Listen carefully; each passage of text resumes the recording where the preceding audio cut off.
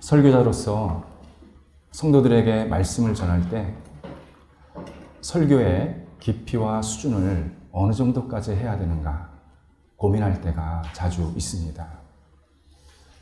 개인적인 이야기를 하면 편하게 또는 좀 진지하게 다른 이야기도 할 수 있겠지만 진리인 성경, 그리고 한 사람의 영혼을 새롭게 하고 바꾸고 또 그의 삶을 완전히 변화시킬 수 있는 이 성경을 풀고 전해야 되기 때문에 생기는 고민입니다. 그냥 쉽게 전하고 싶은 마음도 많이 생기지만 이게 하나님의 뜻이 아니지, 하나님은 더 깊은 뜻을 원하시지, 그것을 깨달으면서 저 자신도 다시 진지하게 말씀 앞에 서게 됩니다. 그런데 설교자가 깨달음이 깊어서 말씀을 전했는데 막상 성도들은 무슨 뜻인지 이해가 안 되는 겁니다. 그런 날은 오늘은 내가 천상의 소리를 듣고 있구나, 그러면서 설교 시간에 딴 생각한다든지 조는 모습을 보게 됩니다. 저라고 별 수 있었겠습니까? 신학교 시절에 너무나도 유명한 설교자가 와서 설교를 하시는데 도무지 이해가 안 됩니다. 그러다 보니까 제 옆에서 신학생들이 떠들고 이런저런 딴짓하고 그런 것을 저도 경험하면서 설교자가 이 설교의 수준을 어떻게 해야 되는지가 참 중요하구나, 제가 많이 느끼고 깨닫고 있습니다. 그런데도 꼭 전해야 될 때가 있습니다. 너무 깊은 내용이 들어있어서 하나님께서 성경의 저자를 통해서 우리에게 지금 알려주시고자 하는 메시지가 분명합니다. 만약에 이 메시지를 우리가 붙잡지 않으면 우리는 성경을 읽던지 설교를 들으면 계속 겉으로만 계속 듣고 넘어가게 됩니다. 신앙생활할 때 제일 지향해야 될 신앙의 방법이 뭐냐? 허투루 설교를, 허투루 말씀을 듣고 읽는 모습입니다. 이런 모습은 100% 행습에 젖고 습관적인 신앙생활을 벗어날 수가 없습니다. 평생 설교를 듣고 말씀을 읽어도 전혀 마음에 감동이 안 되고 변화가 안 일어나고 그냥 거기서 거기, 거기서 거기. 그러니까 들은 거는 많은데 내가 전혀 거기에 반응을 할 수 없는 죽은 신앙밖에 되지 않습니다. 그게 어디서 나오느냐? 말씀을 허투루 듣기 시작할 때부터입니다. 그런데 말씀을 깊은 의미를 깨닫기 시작하면 그때 그게 마지막 예배일지라도 그 사람을 변화시킵니다. 새롭게 되게 하십니다. 그래서 성경을 굉장히 진지하게, 조금 어렵더라도 깊게 읽을 때가, 또 설교를 들을 때가 필요합니다. 오늘 본문이 그런 내용입니다. 오늘 본문은 1절로, 한 절로 구성이 되어 있고 내용도 평이합니다. 그리고 우리에게 주시는 은혜의 말씀입니다. 우리를 사랑하신다니까 얼마나 좋은 말씀입니까? 그런데 이 마지막 문장, 사랑하시되 끝까지 사랑하신다, 이 문장이 굉장히 오묘한 문장입니다. 오묘하게 지금 우리에게 예수님께서 고백을 하고 계시는 겁니다.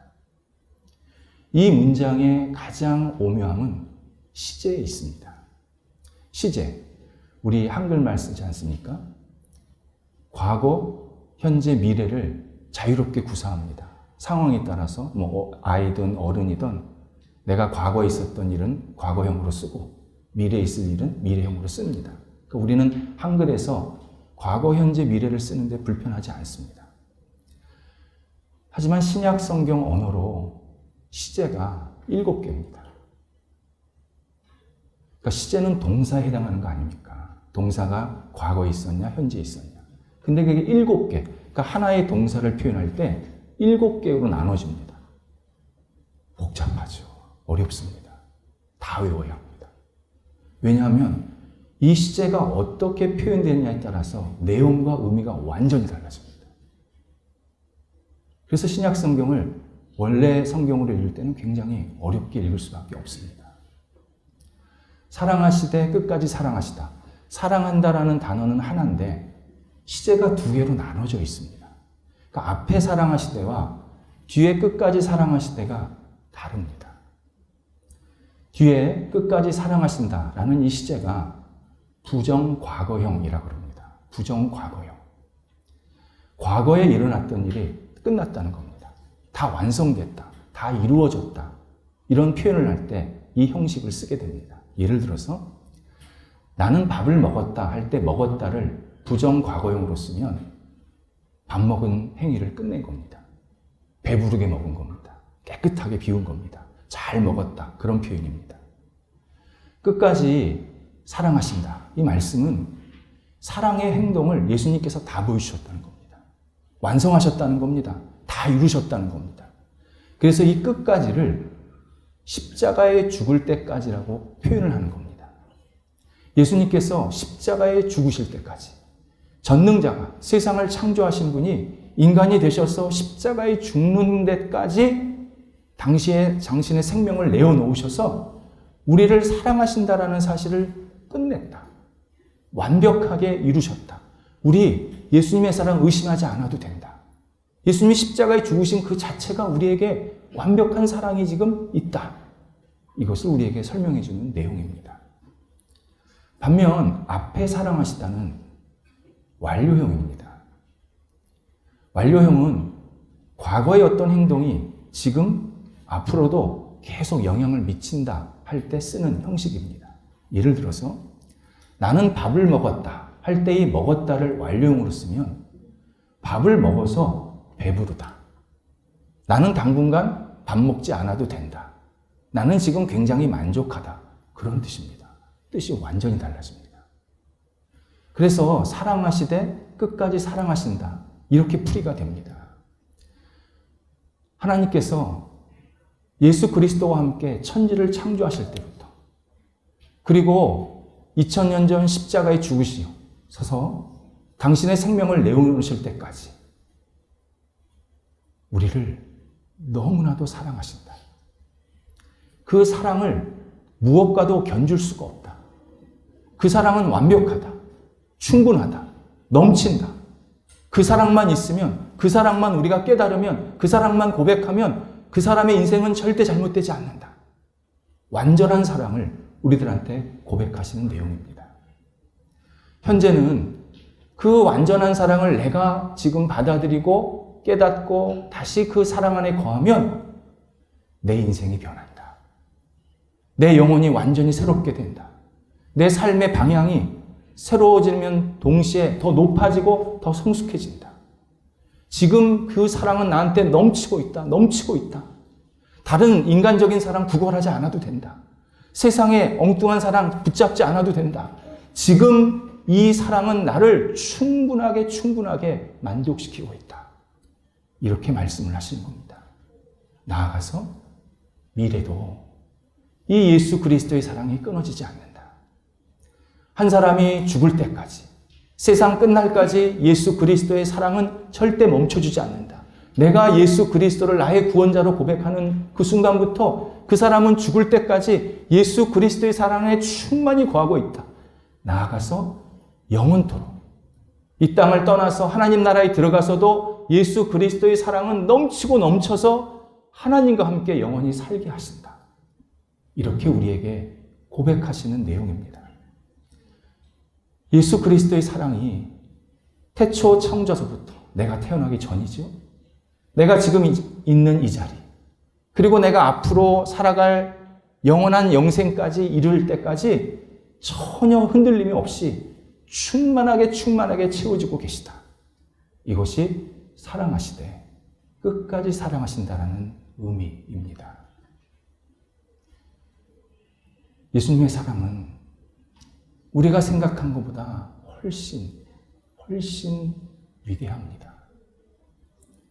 우리는 그 사랑을 잊어버리고 자꾸 세속적인 사랑에 갈급해서 어쩔 줄을 몰라 하는데 이 사랑만 우리가 깊게 깨닫고 받아들이면 우리는 그 어떤 사랑에도 부걸하지 않게 하십니다. 일부 사람들은 예수님이 왜 나를 그렇게 사랑하시나요? 질문하십니다. 이 질문에 답할 수 있는 사람 아무도 없습니다. 나는 그렇게 사랑을 못하니까요.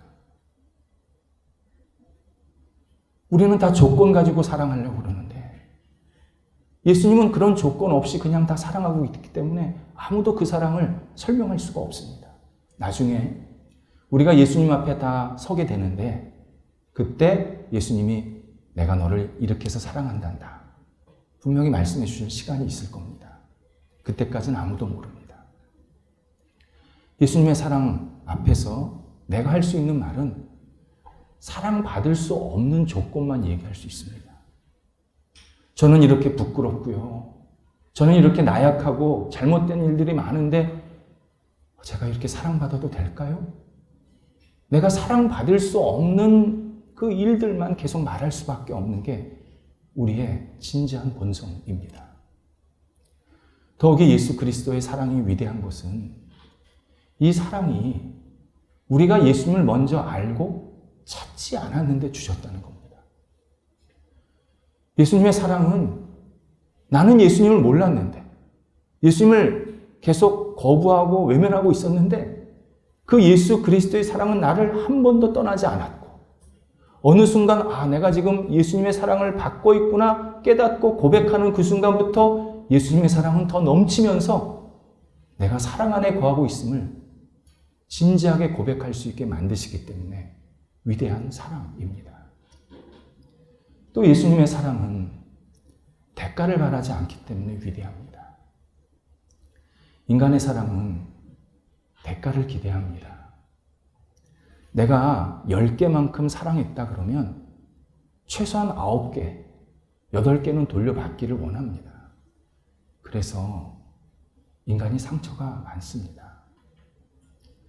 인간의 사랑에 젖어들면 계속 상처받고 상처 주고 실망하고 실망 주는 일들이 반복됩니다. 인간의 사랑은 순전할 수가 없습니다. 그런데 예수 그리스도는 그러한 돌려받는 것을 전혀 생각 안 하시고 그냥 무조건 사랑해 주십니다. 먼저 풍성한 사랑을 베풀어 주십니다. 그리고 우리는 나중에 그 사랑을 깨닫고 제가 이런 사랑을 받았군요. 제가 이런 마음을, 이런 정성을, 이런 헌신을 주님 앞에 드립니다. 그러면 그 드리는 것 정말 보잘것없지만 주님께서 기쁘게 받으십니다. 비유로 말하면 이런 겁니다. 세상에서 최고의 부자에게 최저로 가난한 사람이 빵 조각 하나 드리는 것과 같습니다. 부자에게 그 빵 조각이 무슨 필요가 있겠습니까? 그런데 예수님께서 그 빵 조각을 그 자그마한 정성과 헌신을 받으시고 세상 전체를 받으신 것처럼 기뻐하시면서 더 큰 사랑을 부어주십니다. 이게 예수님의 사랑의 비밀입니다. 먼저 우리를 충만히 사랑으로 채워주시고 그 사랑을 내가 깨닫고 자그마한 헌신, 자그마한 마음을 주님 앞에 드리면 주님께서 그 마음을 기쁘게 받으시고 네가 잘했다. 그러면서 더 큰 사랑을 계속 부어주셔서 한 사람의 인생을 복된 인생으로 계속 만들어 가십니다. 그래서요, 예수 그리스도에게 사랑으로 고백하는 사람은 예수님께서 더 큰 사랑으로 계속 인도해 주시는 것을 우리가 목도하게 됩니다. 예수님의 이 사랑을 뭐라고 표현할 수는 없지만 굳이 신앙적으로 표현하자면 이유 없는 사랑이라고 말할 수 있습니다. 이유 없는 사랑, 신명기 7장 7절에 근거한 정의, 표현입니다. 광야에서 이스라엘 백성들이 생활을 할 때 하나님께서 모세를 통해서 이스라엘 백성들에게 내가 너희를 사랑한다 고백을 하셨습니다. 이때 이스라엘 백성들이 자신들의 처지가 지금 광야에 있으니까 그리고 자기들은 볼품도 없으니까 도대체 하나님이 왜 우리를 사랑하신다고 말하십니까? 물었습니다. 이때 하나님이 모세를 통해서 이렇게 답을 해주십니다. 너희가 다른 민족보다 위대해서, 수요가 많아서, 인구가 많아서 사랑받는 것이 아니란다. 너희는 오히려 다른 민족보다 아주 작은 보잘것없는 민족이다. 그런데 나는 너희를 사랑한단다. 전혀 이유를 말씀하시지 않고 그냥 내가 너희를 사랑한단다. 말씀으로 고백해 주셨습니다. 이유 없는 사랑을 받으면 이유 없는 사랑 받은 것으로 끝나지를 않고 2차, 3차 우리에게 큰 유익과 굉장한 깨달음과 생활의 변화를 계속 이끌어 주십니다. 먼저 이유 없는 사랑을 깨닫고 받아들이면 내 삶이 굉장히 소중하구나. 나라는 존재가 굉장히 귀한 존재구나. 이것을 고백하게 만드십니다. 우리 수많은 피조물 중에 한 사람입니다. 세상의 피조물에는 작은 미생물서부터 동물, 식물, 그리고 바위 같은 그런 무생물까지 정말 다양하게 피조물들이 있습니다. 그런데 내가 그 작은 돌이나 식물로 이 땅을 태어나지 않게 하시고 하나님의 형상을 닮은 한 인격으로 이 땅을 태어나게 하셨습니다. 한번 생각해 보시기 바랍니다. 나는 왜 강아지가 안 됐을까요? 나는 왜 돌에 굴러다니는 돌덩어리가 되지 않았을까요? 나 그렇게 태어날 수도 있잖아요. 그렇게 만들어질 수도 있잖아요. 그런데 하나님께서 나를 그렇게 안 만드셨습니다. 이성과 감성, 논리적으로 판단할 수 있는 능력과 직관적으로 느낄 수 있는 능력, 다양한 현상들을 표현할 수 있는 언어적인 힘, 오묘한 육체와 깊은 정신, 영혼, 거기에 내가 이 땅을 아름답게 세우고 가꿀 수 있는 다양한 재능들 우리에게 주셨습니다. 하나님의 사랑이구나. 예수 그리스도의 엄청난 사랑으로 내가 지금 살고 있구나. 이걸 깨닫게 하시는 겁니다. 그래서 나를 굉장히 소중히, 존중히 여기게 됩니다. 나 허투루 살면 안 됩니다. 나 돌덩어리처럼 살면 안 됩니다. 나 강아지처럼 살면 안 됩니다. 나 이렇게 귀하게 창조받았으니 내가 정말 나 스스로를 존중해야 되겠구나. 나를 소중히 여기면서 내가 잘 살아야 되겠구나. 깊은 깨달음과 고백을 하게 만드십니다. 그래서 예수님의 이 이유 없는 사랑을 받으면 낙심이나 절망은 우리와는 거리가 멉니다. 낙심이나 절망할 상황이 없다는 게 아니라 낙심하지 않아도 될 만한 충만한 사랑을 내가 지금 받고 있다는 것을 우리가 깨닫고 있는 겁니다. 내가 지금 살아있지 않습니까? 내가 지금 두 발로 움직이지 않습니까? 내가 생각할 수 있지 않습니까? 내 손이 지금 움직이고 있지 않습니까? 그러면 기회를 주신 겁니다. 다시 시작할 수 있다고, 다시 생각할 수 있다고, 다시 도전할 수 있다고 나에게 지금 기회를 주신 겁니다. 너 절망하지 마라. 너 괴로워하지 마라. 너 무너지지 마라. 내가 너 사랑한단다. 내가 지금 살려주고 있지 않냐. 다시 시작하라. 다시 힘을 내라. 우리에게 계속 예수 그리스도께서 용기를 부어주고 계십니다. 두 번째는 예수 그리스도의 이 이유 없는 사랑이 우리를 겸손하게 만드십니다. 아무리 생각해도 예수님과 나는 차원이 다른 존재입니다.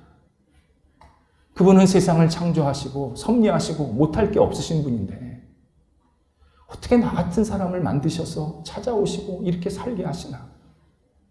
생각하면 생각할수록 나는 낮은 인생 살 수밖에 없습니다. 예수 그리스도 위대하십니다. 나 초라합니다. 예수 그리스도 의이십니다. 나 불의합니다. 예수 그리스도 충만하십니다. 나 부족합니다. 예수 그리스도 빛이십니다. 나 어둠으로 가득 찼습니다. 예수 그리스도 온 세상을 위해서 당신을 내어놓으셨습니다.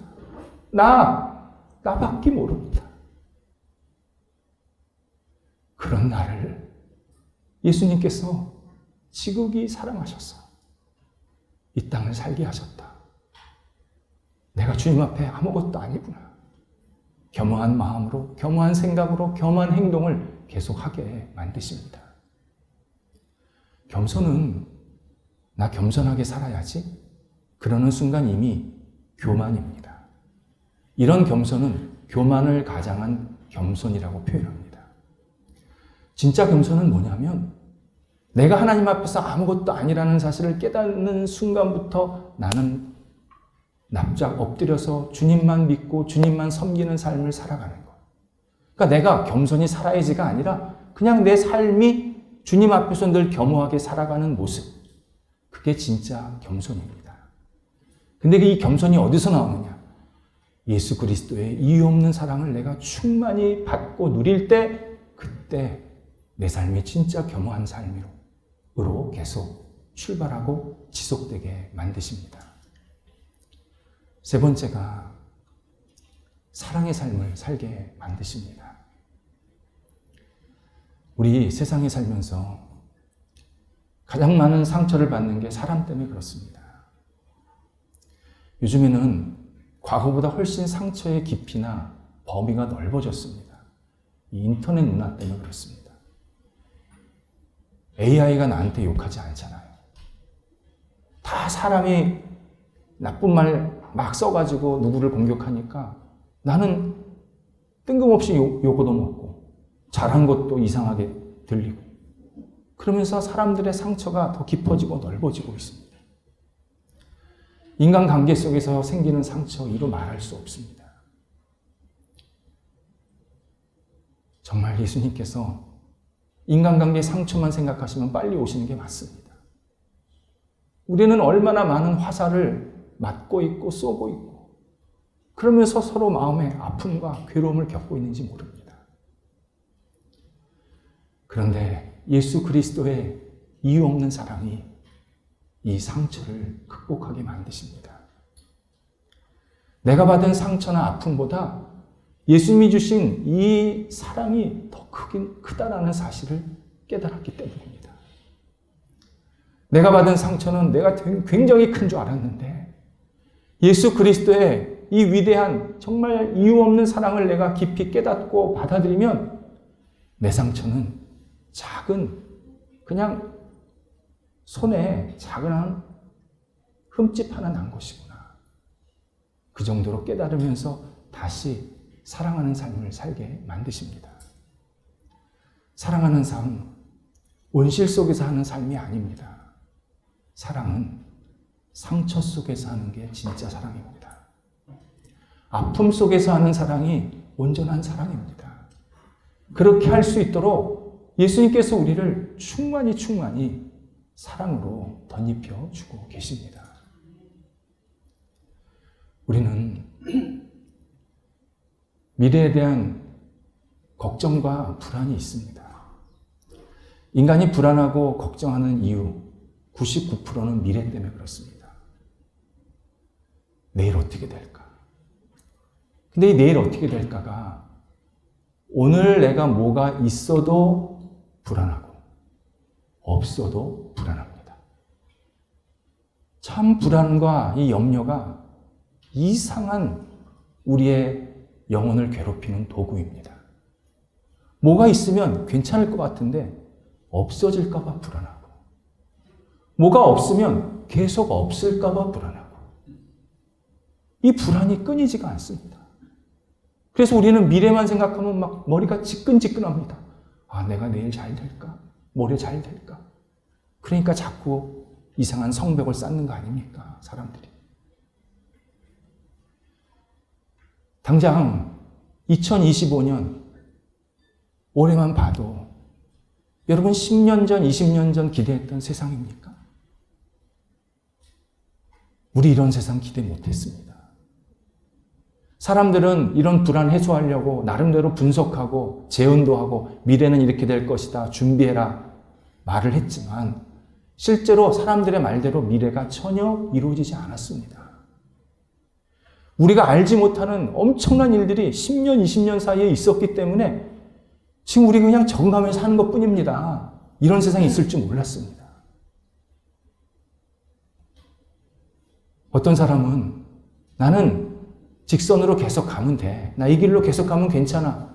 그리고 계속 그 길로 갔는데 뒤돌아보니까 한참 돌았어요. 뱅글뱅글 지금 헤매고 있는 거예요, 지금. 그걸 나중에 내가 알게 되는 겁니다. 어떤 사람은 내가 요 속도로 계속 가면 돼. 요 속도로 가면 지금까지 살아왔으니까 별 문제 없을 거야. 그런데 갑자기 정지선호가 떨어집니다. 뛰는 게 아니라 기어야 되는 순간이 생기는 겁니다. 아무도 내일을 몰라요. 그러니까 우리는 내일 때문에 계속 염려와 불안이 없어지지가 않는 겁니다.